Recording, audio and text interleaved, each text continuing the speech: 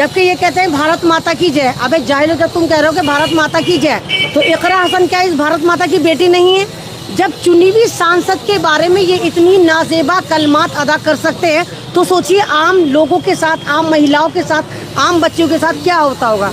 इकरा हसन के बारे में आप भी जानते हैं, लोग भी जानते हैं कि इकरा हसन जो है वो क्या नाम है, गुज्जर समुदाय से आती हैं, मुजफ्फरनगर के शामली से जीती हैं। और कमाल की बात यह कि उनको मुस्लिम समुदाय ने नहीं जितवाया। उनका जो गोत्र है वो आधा मुसलमान है, आधा नॉन मुस्लिम है। उनको तमाम लोगों ने मिलकर जिताया। और इकरा हसन ने कभी, मैंने तो नहीं देखा कि उन्होंने धर्म की राजनीति करी।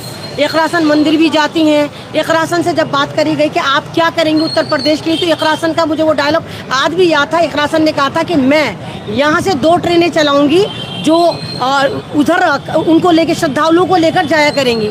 तो इकरा हसन के ऊपर अगर इस तरह की टिप्पणी करके, इस तरह की नाजेबा कलमात अदा करके ये पिंकी चौधरी जो, मतलब मैंने कहा ना, मैं तो इसको ना तो लड़का मानने को तैयार हूँ ना लड़की मानने को तैयार, क्योंकि इसके नाम में ही कंफ्यूजिंग है, पिंकी नाम है इसका। तो ये एक अच्छा शहरी भी नहीं है। आप ये देखिए कि इस वक्त जो है आरएसएस ने एक अजीब किस्म का नैरेटिव सेट कर रखा है। आपने देखा किस तरह सुप्रीम कोर्ट के चीफ जस्टिस पर, है ना, जस्टिस गगोई पर जूता उछाला जाता है। उछालने वाले कौन थे? वो ठरकी ताऊ जो थे, वो जूता उछालते, सनातन का अपमान नहीं सहेंगे। भाई कौन सा सनातन का अपमान हो गया? सुप्रीम कोर्ट के जज पे तुम जूता उछाले, कोई कार्रवाई नहीं। कार्रवाई के नाम पर नील बटा सन्नाटा, 0।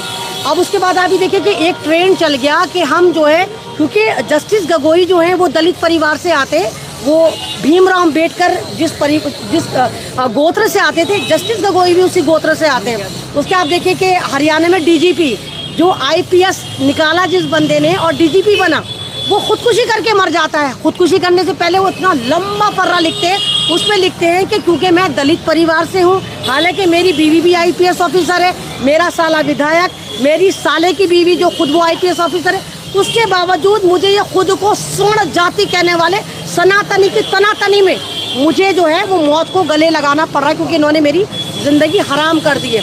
एक जज पे जूता पड़ रहा है, एक डीजीपी खुदकुशी करके मर रहा है। दूसरा भी आप देखिए, अगर आपको याद हो, अभी 2 साल पहले की बात है, ये देखिए 3 थे ये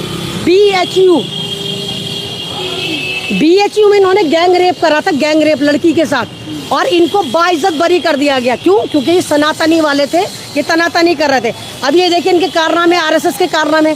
गर्ल्स हॉस्टल के बाद ये हरामखोर एक के ऊपर एक चढ़ के वीडियो बना रहे हैं लड़कियों की अंदर नंग अवस्था में। क्यों? क्योंकि ये आरएसएस वाले, इनको तो कदर है ही नहीं। इनका तो यही सारा का सारा, इनकी जिंदगी यही है।